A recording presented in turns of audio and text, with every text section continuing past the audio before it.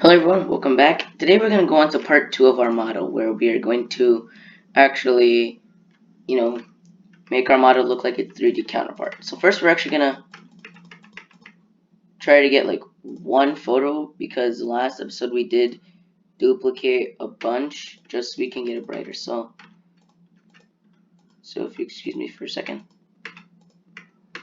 So as you can see we have our model right here, but it doesn't look like it's from 3D. So today we're going to fix that. First, let's start out with the hat. This is actually going to be a lot easier than you might think. All we got to do is compress the hat and then just move it back into place. So now if we look at it, it should look like that part. Really what we're going to do in this episode is move everything and like shrink it down. This way we'll have a more cleaner picture.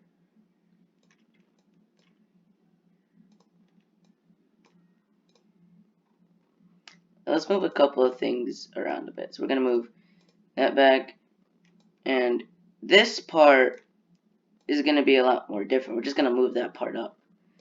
This part will just shrink it back down and move it back into place. If we look back at the photo, this part is that tail end here. So now let's go and keep doing what we do here. This video is going to be a lot shorter, but it's going to make a lot more sense when we do the high poly, maybe tomorrow. I've still not figured out when we're going to do the high poly. Also guys, I've looked at my comments, no one's really said anything.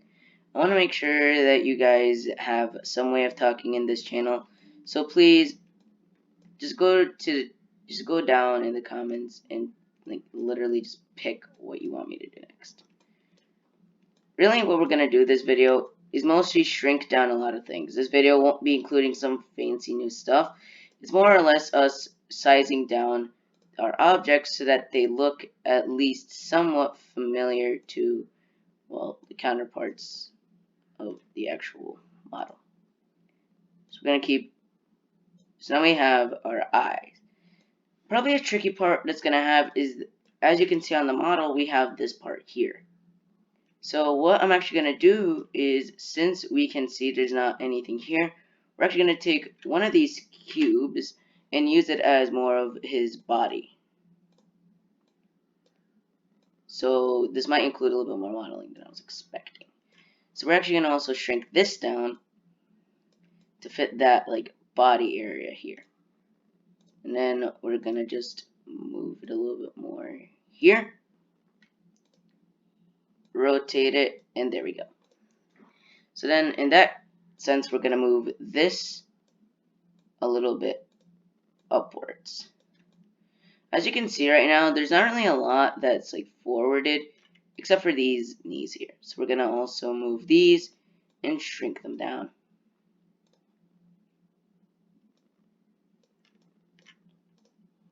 Do the same thing to this knee right here. And move this out. This video, as you can already understand if you're watching this right now, is a heck shorter. This is because the next video we're going to do the high poly, which is make these shapes look like let's say we're going to do the hands, we're going to make them look like the hands here, using blocks because they're a lot easier to high poly. Now we have the beak. This part is going to be probably our longest piece. Let's first make sure that these eyes are a lot more up to scale. And then let's look at the model and see what we got. You can see how the beak is more connected to that. So what we're going to do is move this a lot closer to that triangle and move this triangle a little bit. So that way we have somewhat of like a model here. So I'm going to move this here and then move this accordingly. We need to what we're trying to do is line up everything with the model. So in that sense, we're going to actually move this part outwards. And we're actually going to do a couple more movement here. We're going to move the eye a little bit farther and bring out the beak. And then we're going to also bring out this part of the beak. This is probably going to be the longest part of the video. And we're going to actually bring this upwards and actually shrink that part down.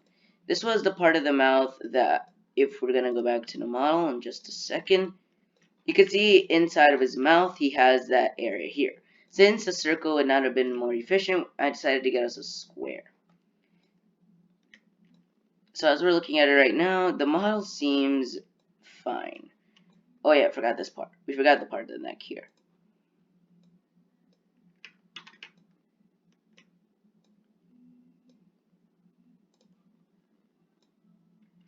So now we have.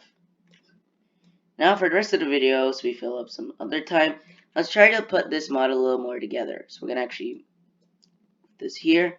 And we're actually going to take the body part we have now and try to line it up with everything else. So what we're going to do is something else. We're actually going to increase its volume and then move it down to fit, well, the model we have here.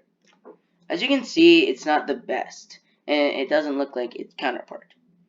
Just all we got to do is we're waiting on for part 3, which should come soon, the high poly, which will allow us to take more measures in making our thing look great. So if you stuck out to the end, thank you for watching this a lot shorter video, just because it's more of like measuring the photo into its 3D counterpart. Thank you guys for watching. Please like, subscribe, and comment, and stay tuned for part 3. Love you guys. Thank you guys for watching, and bye.